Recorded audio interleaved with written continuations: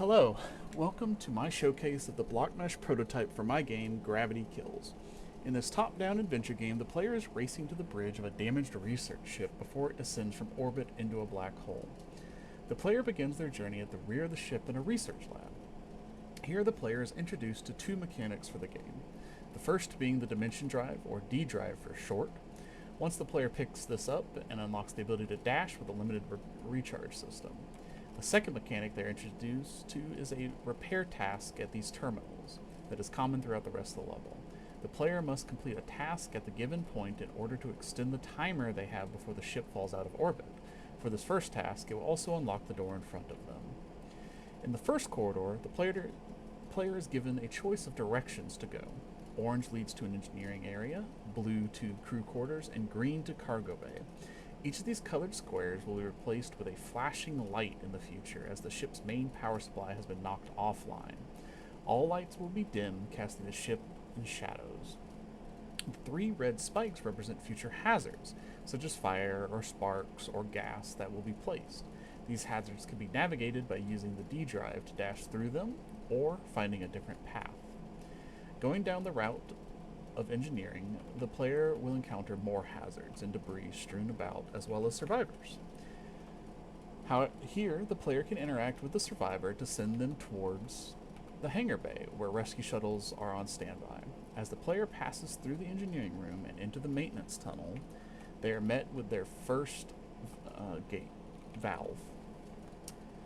The door behind them seals shut, preventing backtracking into the engineering room.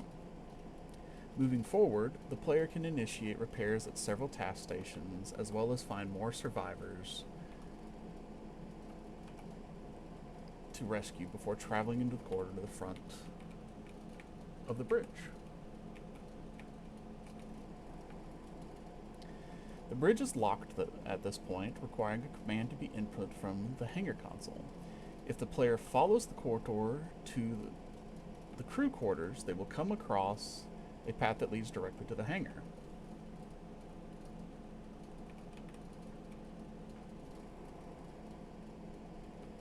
Here, the player can see survivors boarding the shuttles, as well as the console needed to activate in order to open the bridge.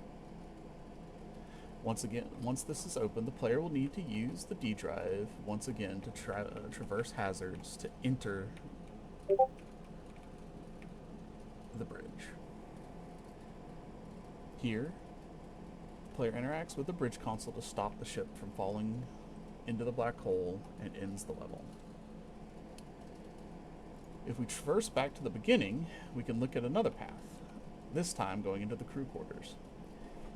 Here, the player will need to use the D drive to traverse this dangerous hallway and enter a darkened crew quarters. They will find several survivors gathered and must unlock the door at the end of the quarters to save them. There will be a terminal at the end that the player can interact with to unlock said door and extend the time that they have. In this room, there will also be research notes that can be collected for an additional score. If we traverse back to the beginning again for our third path and go into the cargo hallway, we'll find ourselves in the cargo bay. This room is filled with hazards and cargo that has fallen from racks. Survivors exist amongst the debris to be saved, as well as several repair terminals to extend the player's time. Amongst the debris are also crates of research notes that can further be collected for additional score. As the player leaves the cargo bay, they will enter the hangar bay. And once again, they will find that the survivors are being loaded into shuttles and the console to open the bridge. Again, this repeats the scenario where the player will then need to use the Dimension Drive to traverse a hazardous hallway and finish the level.